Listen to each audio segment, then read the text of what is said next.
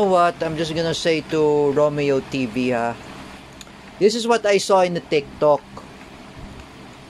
How come How come you praise Leni Robredo to run as a president of the Philippines?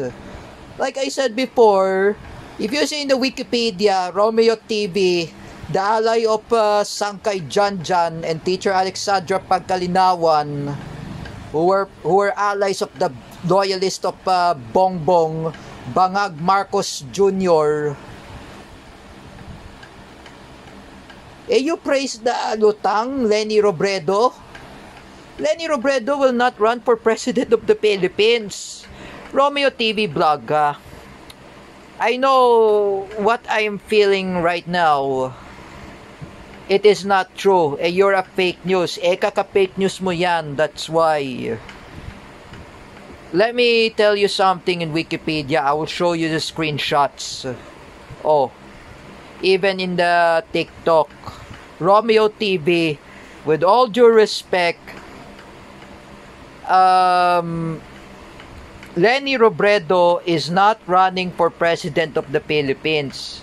Together with Rapi Tulfo, Chis Escudero, Juan Miguel Zubiri, Vico Soto, they will not run for president. The only running president of the Philippines I just mentioned is Sara Duterte, Risa Ontiveros.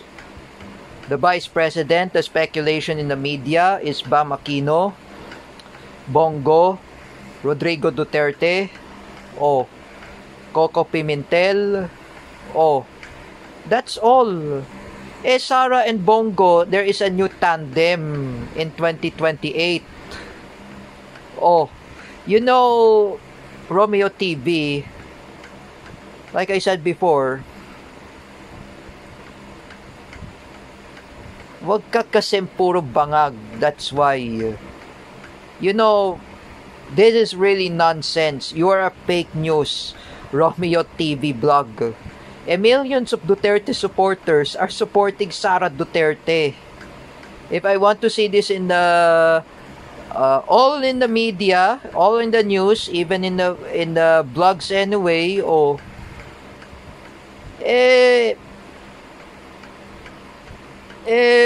like I said before, Leni Robredo is not going to run for the president of the Philippines, which is not true. That is not true, guys. That is not true. If you started this in my YouTube blog or Romeo TV blog, with all due respect,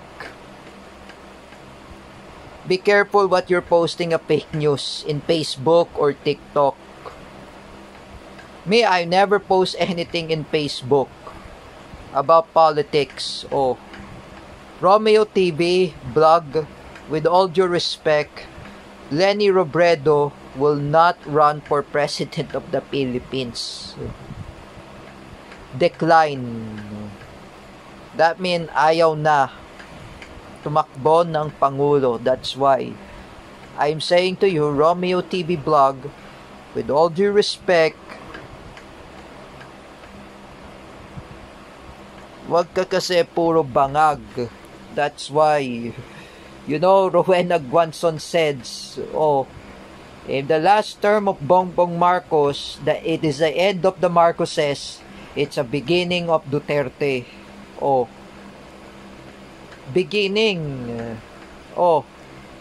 You, Romeo TV blog, if you're being bashed by Rowena Guanzon or even the Duterte supporters, don't blame me. That's why they said to you, sikat ka na.